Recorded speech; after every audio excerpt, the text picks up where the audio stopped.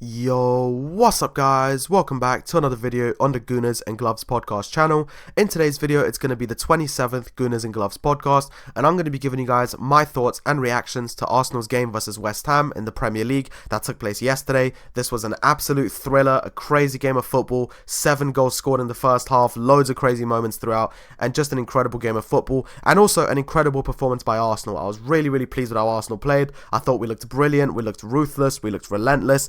Yes, it was shaky at a couple of moments, I'm not going to lie, I do have to be honest, there was a few moments where it was kind of shaky, and we will get onto that, but for the most part, we looked comfortable, we looked dominant, ruthless, and just a phenomenal performance, and I was very delighted with how the team played. So, we're going to cover all of it in today's video. I'm really excited to be covering this game, because as I said, this was just such a crazy game of football, and this is one that the neutrals and the Arsenal fans, etc. will really remember for a long time.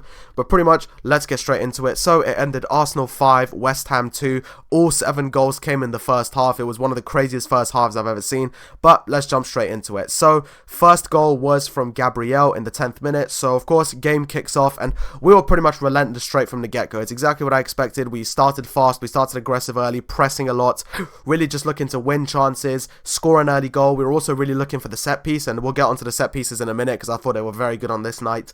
But yeah, just a really good performance and a really good way to start the game. So of course we were looking very relentless right from the get-go. You had the likes of Saka, Odegaard, and Yuri and Timber down that right-hand flank, and then of course down the left-hand flank you had the likes of Declan Rice and also Leandro Trossard, and it just made for a very lethal combination, and we were instantly just getting through the defense, really looking to create chances, having a few shots, and just looking very dangerous. We were doing well on possession, and so it got to about, I think the 8th or 9th minute, and we won a corner.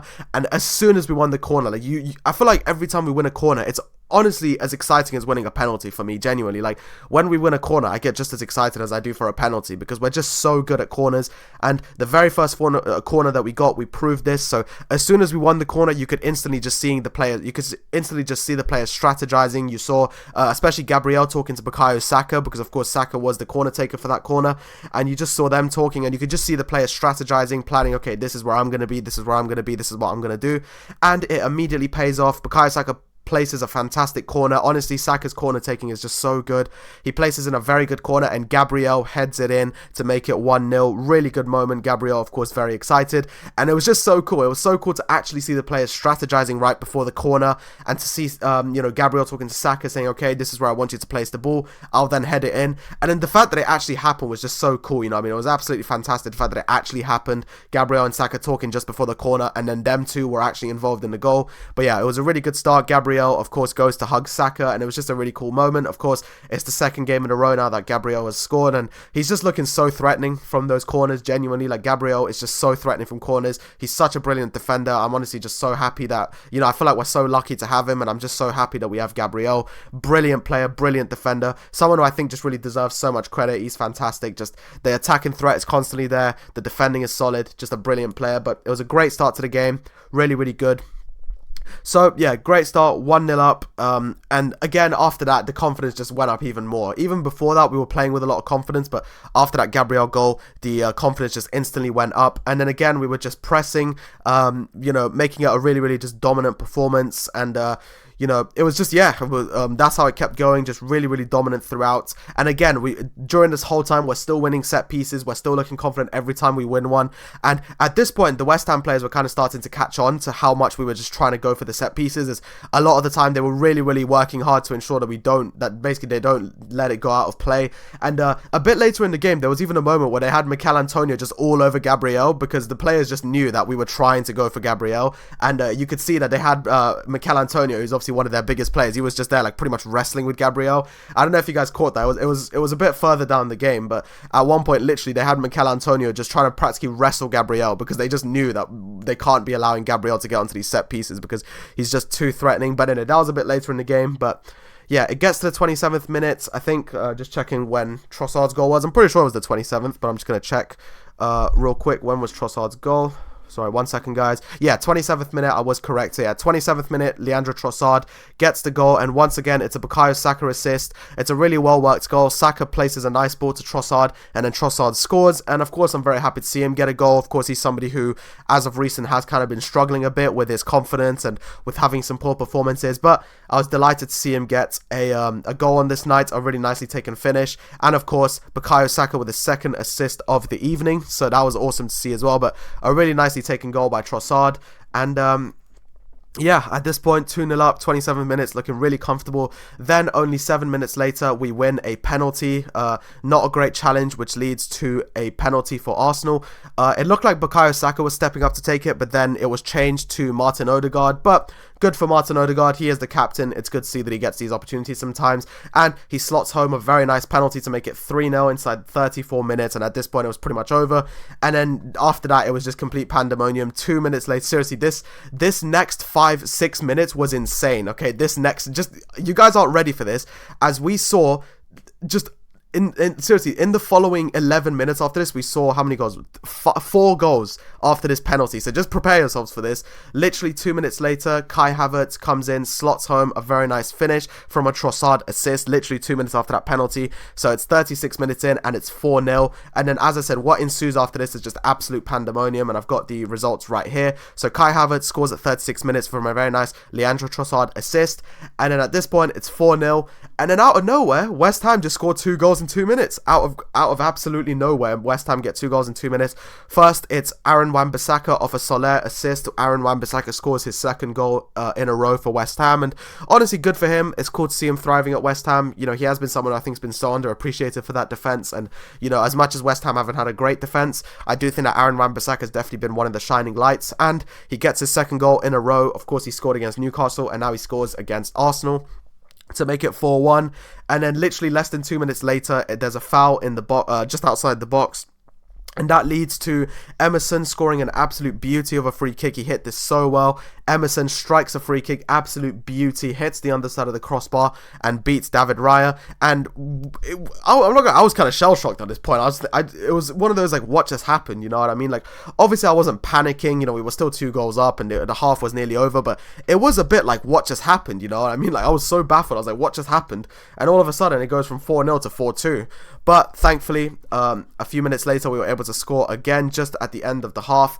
Fabianski comes out to try and hit the ball, but he punches Gabriel pretty much square in the head, and Gabriel was really rocked after this. He was really shaken, and yeah, he did. I mean, Arteta says it wasn't due to this injury that he had to come off at halftime. He says it was more due to his previous injury from the Champions League, and obviously just due to the result and wanting to preserve him. I'm really hoping that is definitely the truth, as if it is anything concussion related, then he could be out for a while. But from what I can tell, I think Gabriel's fine. I think it is just to preserve him, given that we were 3 goals up.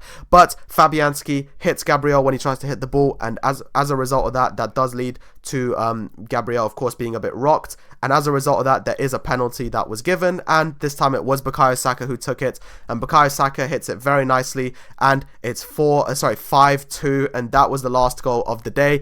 Bukayo Saka with, by the way, I forgot to mention, the reason why I've put down as a Gabriel assist is because in the Premier League, and I don't know if this, I'm assuming it's like this in any league, but in the Premier League, whoever wins a penalty, it does go down as their assist if they don't take it, and Gabriel won that penalty. It's also why Saka was actually credited with 3 assists, is because for Odegaard's penalty, it was Saka who won that penalty, so for that reason he was credited with the assist. But that puts an end to one of the craziest first halves of football I've ever seen in my life. 7 goals scored, 5-2, an absolutely insane half of football. So just as a recap, we had Gabriel, Trossard, Odegaard, Havertz and Saka all scoring in the first half, and also Soler and Wan-Bissaka and Emerson. Assist providers were Saka, Trossard, Gabriel and Soler. Crazy first half of football.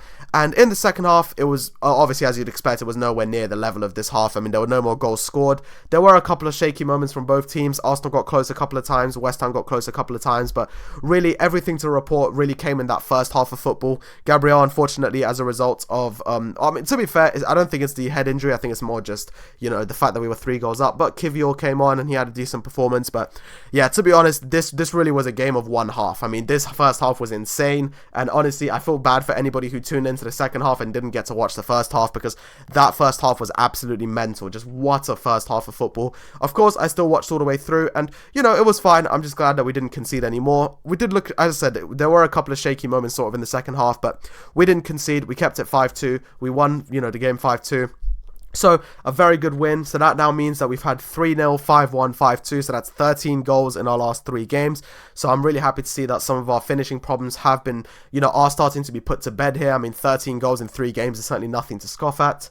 Also, only 3 goals conceded in those 3 games. So, of course, still room for improvement with the defending, but it's definitely getting a lot better. And as I said, you know, it happens sometimes. Teams sometimes just, you know, this is what happens when you play away from home. Sometimes teams might get a couple of quick goals, but obviously not taking anything away from West Ham. They were well-worked goals. Wan-Bissaka's finish, and then, of course, Emerson's free kick was just an absolute beauty. But that pretty much puts an end to this analysis. There really wasn't much in the second half, and I feel like it wouldn't even do the first half justice if I keep talking about the second half, because that first half was just insane. It was really a case of one half, really just a game of one half, and it was an incredible half. But that now means that we've got 3 points, and at the time of recording, the Liverpool-Manchester City game has not happened yet. I will, of course, be watching that game later today, but hopefully a draw in that game. Hopefully, of course, I don't know, we'll see. But looking at the table, I would say that a draw would benefit Arsenal most, because it would put Arsenal on top of City, and it would close the gap between Liverpool from 9 points to 7 points.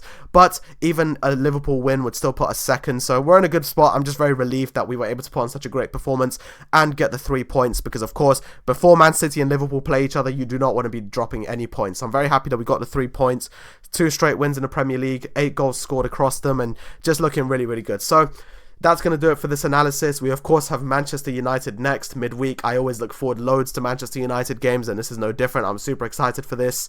Manchester United at home, so really excited. I will be posting a podcast about that on Thursday. In terms of boxing, I know it's been a little bit since a boxing podcast. I'll be posting my reaction to Yafai versus Edwards tomorrow. Again, sorry that I didn't actually put I didn't put a prediction podcast out. I was still a bit ill, as you guys knew from my Sporting Lisbon videos. So I couldn't quite get one up, but I'm thankfully finally recovered now, so back on the videos. And yeah, so thank you guys for watching this one. I've got my Yafai Edwards reaction coming out tomorrow, and then of course I'll have my Arsenal Manchester United reaction come out on Thursday. But yeah, thank you guys so much for watching. Please let me know what you thought of the game. Let me know, just let me know if you're an Arsenal fan, what you thought. If you're a West Ham fan, what you thought. If you're a neutral, what you thought. I'm especially interested. Oh, sorry, I just hit my keyboard. Apologies about that. But yeah, please let me know if you're an Arsenal fan, what you thought. If you're a West Ham fan, what you thought. And especially if you're a neutral, please let me know what you thought, because I really want to know what you thought of the game as a neutral fan, because that must have been a crazy game to watch. But yeah, no more. I'm not going to keep rambling on and on. Brilliant performance by Arsenal. Really delighted with how they played, and onto a huge game versus Manchester United at home. So yeah, thank you guys so much for watching. Have a great day. Please let me know what you thought of the performance, and I'll catch you guys in another podcast soon. Bye bye.